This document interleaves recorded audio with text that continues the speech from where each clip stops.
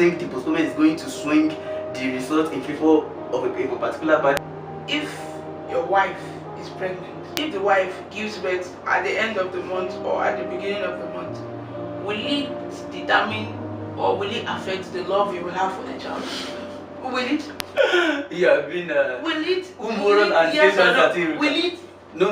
Nothing changes. In Kwara Today, when you walk on the street, you hear them say "Otoge."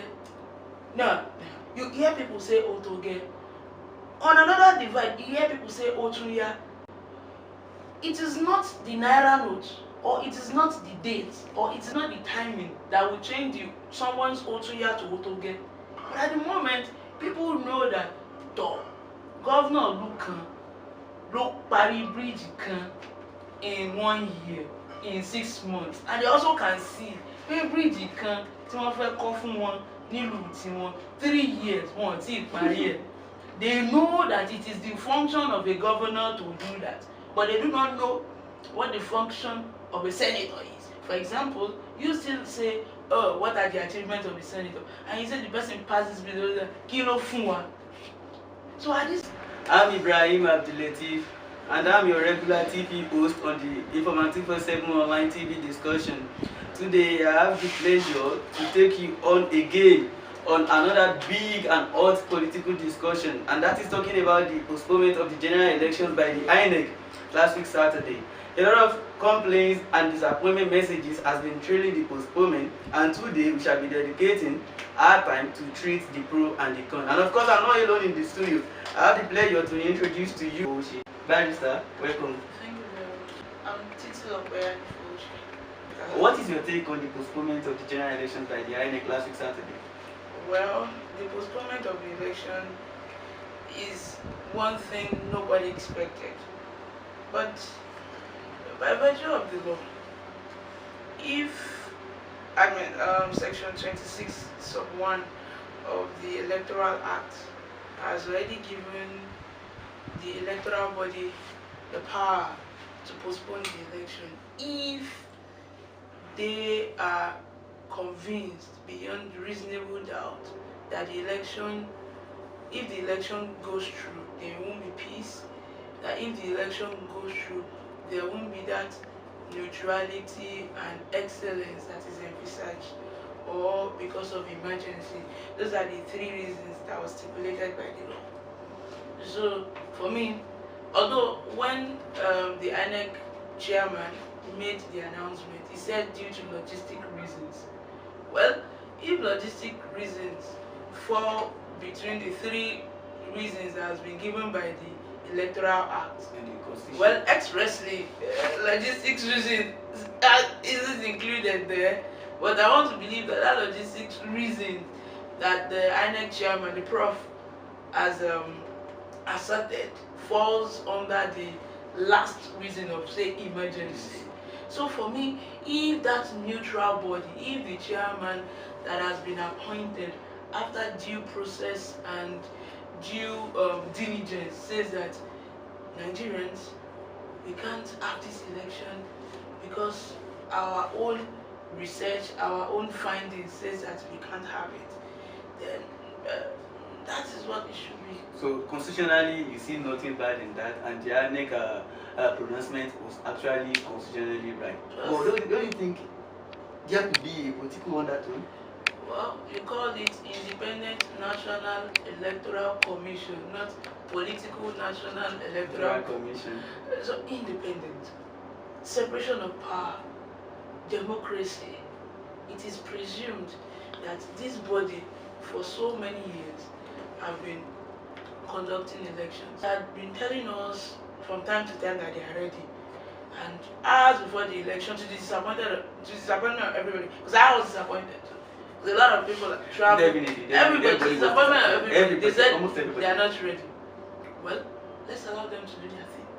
So, going by your submission, you think the allegation and the counter-allegation by the big and the dominant parties, that is talking about the All Progressive Congress, APC, and the People's Democratic Party, PAP chairman, that the other was informed before the pronouncement, that the other instigated and all of that, should not be taken into account by the Nigerians? Well, every person will always want to adduce one reason to the other. But for me, I read the statement of the president, and I want to say, so if the president of Nigeria, with those strong words, can express his disappointment, then what are we and who are we? If he could say, I am highly disappointed in this, you know, they say in law, they say in Imoju Jesse Kosaswa, you cannot be a judge in your own cause. He is a candidate. He's the number one citizen of the country. Yes. He is the number one, he's the head of every organization in this country, and he didn't know about it. What is the feels about it? Let's just go with it, Abi. Okay, that is quite liberal enough. Okay, Miss Titilope Anifowoshe, I don't want to believe this postponement is going to affect the likely result of the election. So it could actually adversely affect the election of the result. But what do you think? What is your take on it? Do you think the postponement is going to swing the result in favor of a particular party, or it is still going to be the same? If your wife is pregnant, everybody knows, we all presume and accept that the wife is going to give birth in 9 months. If the wife gives birth at the end of the month or at the beginning of the month, will it determine or will it affect the love you will have for the child? Will it? You have been will it? Yes or no? Will it? No. Nothing changes. Thank you. I am going to vote for President Muhammadu Buhari, even if they postpone the election till December. And there's so many. You see, this is it. Nigerians, we are religious people, we are superstitious people. The postponement will surely affect the logistics. But we all fail to understand that this general election is different from all of what we've had. Different from what we've had in 2015. Because every Nigerian is more politically inclined than they were before. But most Nigerians can see between the two major options they have. For example, in Kwara Today, when you walk on the street, you hear them say Otoge. No, you hear people say Otoge. On another divide, you hear people say Otunya. It is not the Naira note, or it is not the date, or it is not the timing that will change someone's Otunya to Otoge. It is the person's feelings. It is the person's experience. It is what the person understands about governance. This election is not about political party, if you ask me. This election is about the man on the street wanting a change in the way their lives is being governed. It's about the average Kwaran wanting to enjoy the essentials of being in a democratic setting. It's about that woman that sells pomo in Oja Tuntun wanting to feel that little money she pays for taxes reflects in what she gets from the government. So if you ask me, this election in Kwara is not about APC, PDP, Labour Party or anything. It is a fight for the survival, the development and the renaissance of Kwara State. This 2019 election in Kwara State is far beyond political party. It's about what the people want. Well, a percentage of these people who are politically inclined will surely want to collect this or that or that or that, but they are just a fragment. That is what I think. That's what I think. Logistics matters too. But you and I know your kind man. He doesn't care if you give him a cap. He will wear, for example, may I wear an auto gear cap and vote for an auto year person. The woman that sells rice on the street, if you give her a bag of rice, she will take it to enhance her own business. And at the end of the day, she might end up voting for because she knows what she wants. So basically, you feel Kwara is at that stage that they can differentiate between a political ideology and political momentum. No. So if you are telling us that when you bring it, if you are telling us that money, logistics, and all of that things will not make difference, with our people, then you are telling us that they are matured politically. Let me break it down. When you say political ideology, you're already moving up. At this moment, at this time, Kwarans are more matured politically than they were before now. At this time, Kwarans now believe more in their votes than they were before. However, it doesn't mean that Kwarans are yet to understand the dividend of democracy. It doesn't mean that Kwarans are fully enlightened about what it is to vote for this and that. Let me give you an example.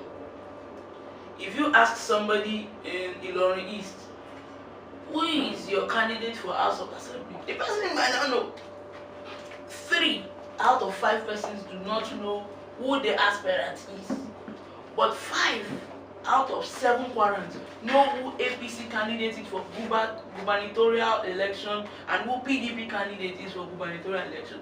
That is because at this time, they can now see the effect of having a government at the state level that doesn't work.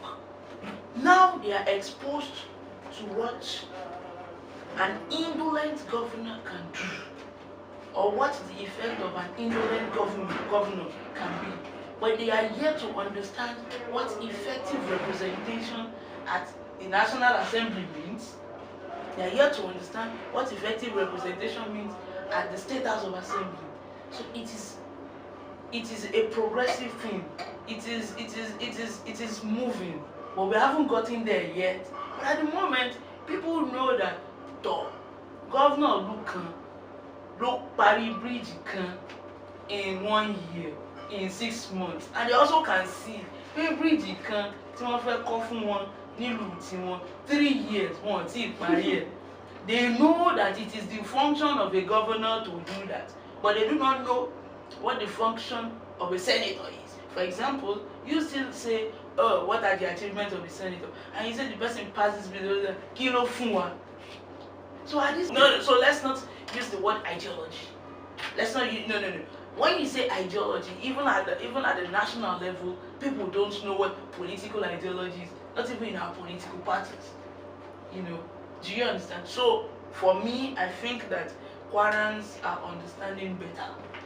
Even though, if you ask me, I still think that our fight for political independence is still distorted. That about that, we appreciate your patience with us since the beginning of this program, and we do hope you really enjoy us. You can join us next week on the political discussion tag Kwara Today for much more better analysis